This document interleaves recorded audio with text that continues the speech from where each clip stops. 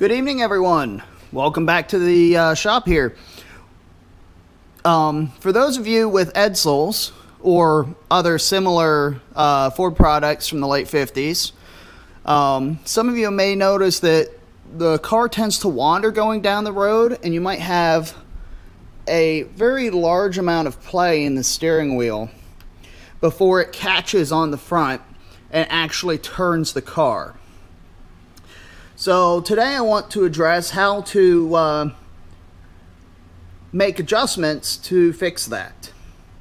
So if we come up here underneath the hood, you'll see the steering box down there. Now there's two adjustments on this. There's one here and one here.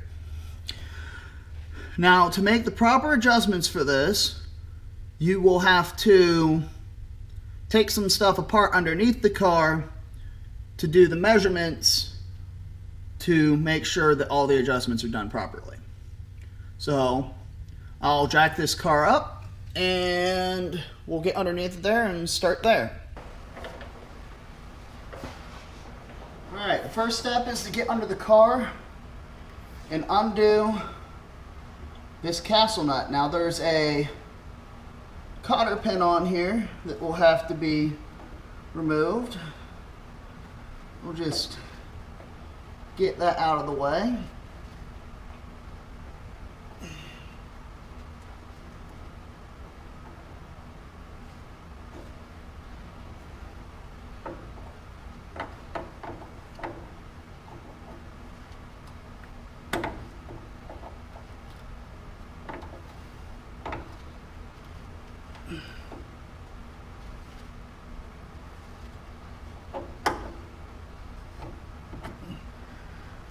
There's the cotter pin. Now you'll have to replace that. That's a single time use part, so make sure you've got some spare cotter pins lying around.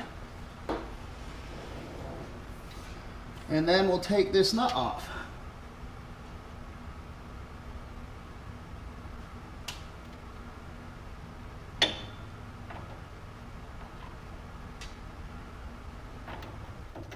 Okay, that's a 3/4.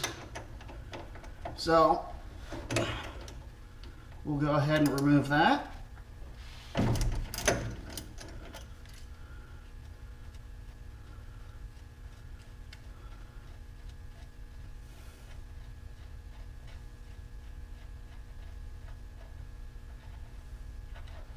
Now you will be reusing this nut, so set that aside.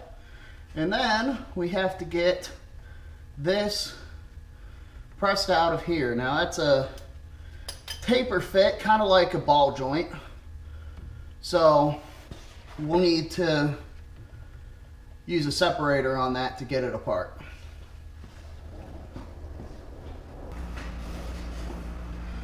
So now we'll get our puller installed on there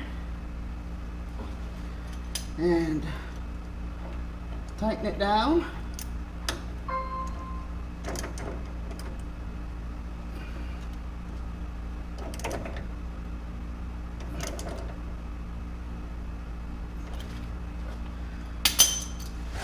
Give it a couple taps with the ball peen here.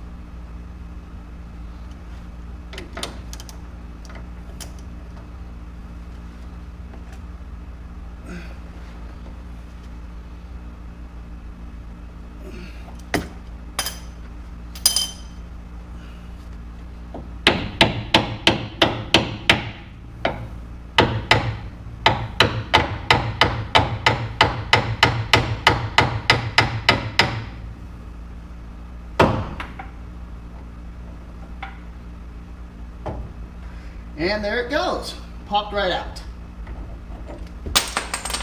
Now we just have to lift the control valve here, or in your case, the pitman arm if it's a manual steering car, out of the way to clear that hole. You might have to turn your wheels a bit just to get it free, but the idea is that you want to be able to turn this steering wheel without it hitting this control arm. All right. Since there's so much going on here with the power steering, I'm actually going to wire this out of the way just so I don't have to deal with it. Also, since I'm doing this by myself. And I'll get back to you in a second with the rest of the procedure. Okay, so there's two adjustments on the steering box. Here we have the sector shaft preload, and here we have the adjustment for the steering shaft bearing. So what we're going to do is first we're going to loosen up using an 11/16 wrench the lock nut on this sector preload.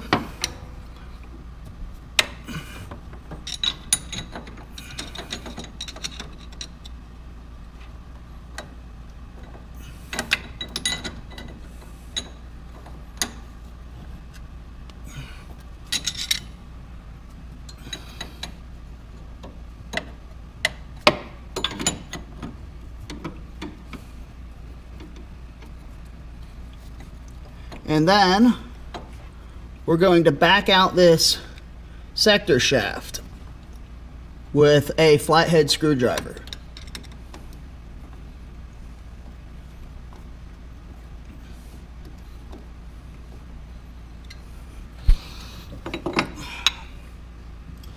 And then we go inside the car and we measure the effort used to turn the steering wheel.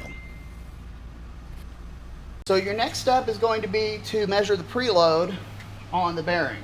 For that you'll need a small scale. This one's in newtons and grams. The measurements given out in the book are from 1/4 to 3/4 of a pound. So you'll have to do some unit translation if yours is in newtons like this, but for our purposes it ends up being 1 to 3 newtons. To keep from scratching the paint on my steering wheel, I just take a zip tie and wrap it around a spoke to measure something, or to have a place to hook the measurement from. And then you just measure the force required to pull at a steady state.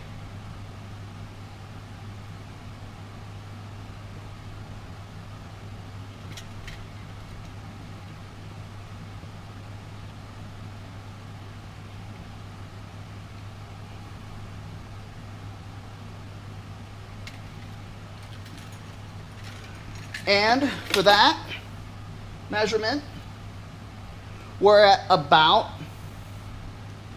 what would be converted in units to 1/2 pound. So that's perfectly in spec for this vehicle.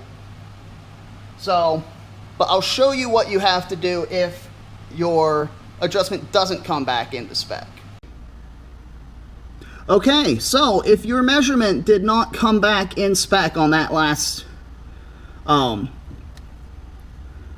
measurement, what you'll have to do is you'll have to undo this lock ring here.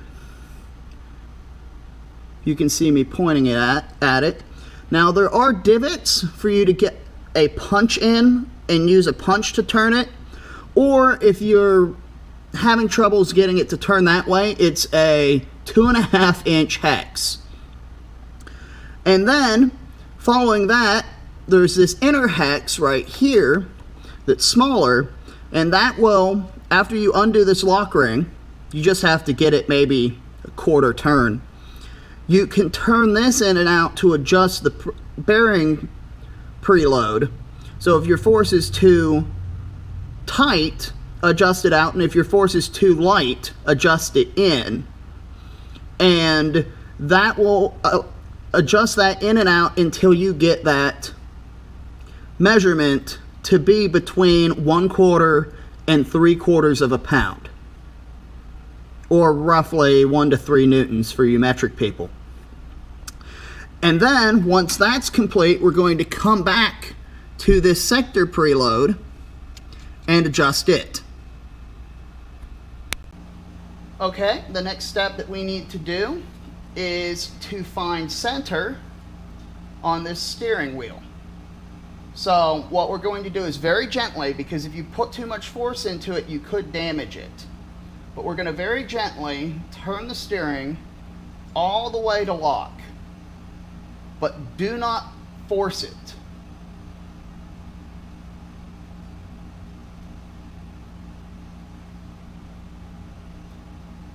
Alright, see, we've hit lock, but I'm one fingering it because you do not want to damage that steering box. And then on this particular car,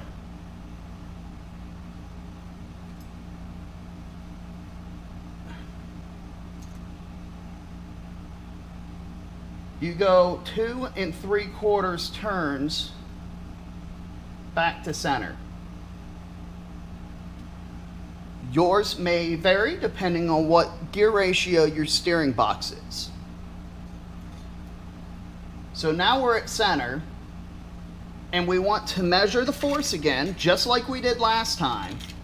That it requires to pull the steering through center.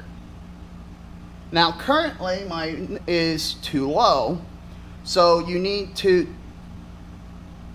run that sector shaft adjustment in clockwise or tighter to bring up the force until you're between 1/2 and 1.5 pounds, roughly 2.2 to 6.6 newtons for you metric people, or you people like me that found a metric scale way cheaper than a standard pound scale.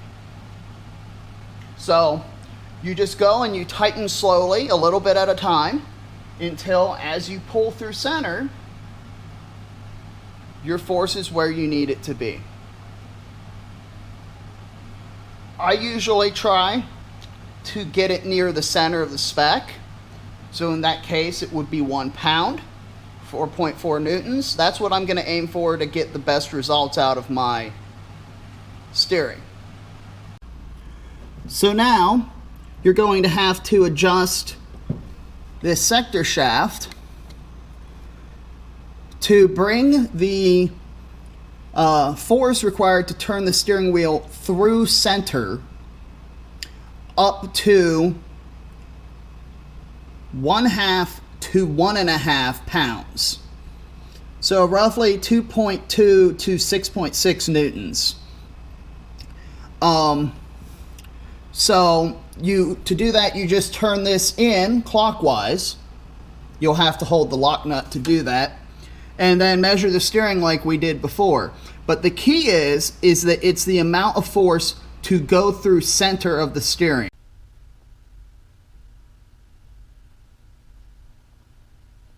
Okay, so I've adjusted it. I've got right almost at 1 pound, just slightly over 1 pound of force. So I'm going to remove this zip tie because I don't need it anymore. And then we'll tighten down the sector shaft locking nut to make sure it doesn't get out of adjustment. And then we can just bolt on our pitman arm again and we're good to go. Alright, so once we have all of this adjusted properly, I'm going to hold this sector shaft adjusting stud with my screwdriver, and we're just going to tighten down this lock nut.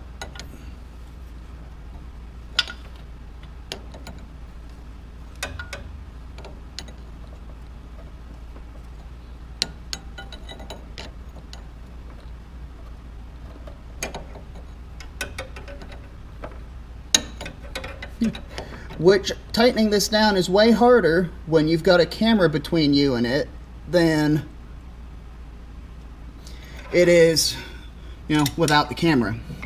But, you know, that's the things we have to do to share this information with people. All right, we'll get under the car and finish her up.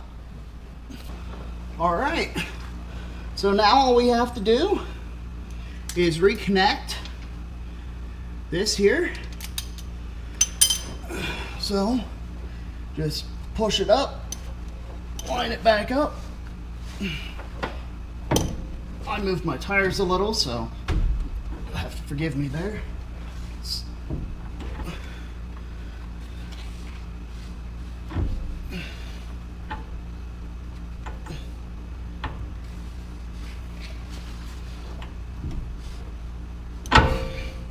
But once we get it lined up, we can reattach our castle nut.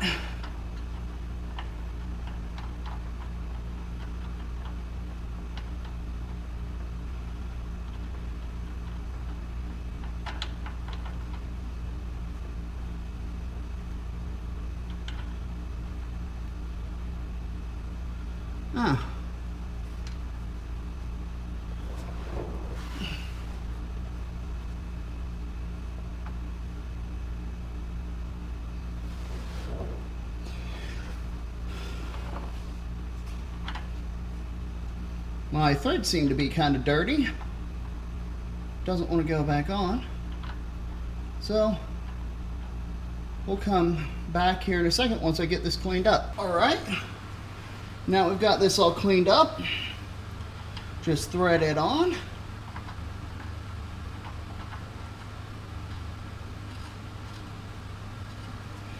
And tighten it down.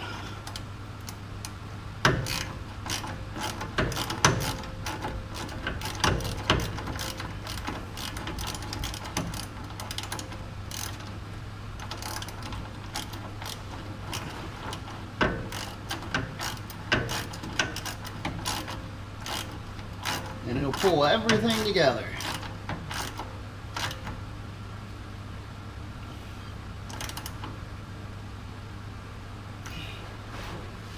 And then all you have to do is line up that the hole in that castle nut.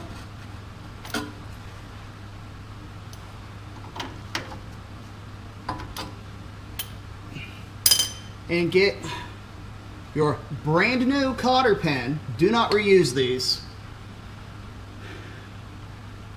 Slide it through and bend it over to lock it in place. And you're done.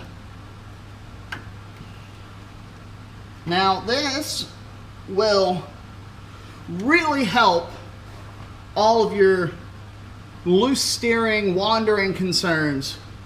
Even with old bias ply tires, you don't have to go radials to get a straight tracking, very smooth to drive experience with these, because they were designed for the bias ply. If you're putting on radials to cover wandering on the ruts in the road, you're basically just bandaging and covering up this problem, and it honestly is a 30-minute fix. So, yeah, fix it. Thanks for your time, guys. And until the next project comes around, have a good day.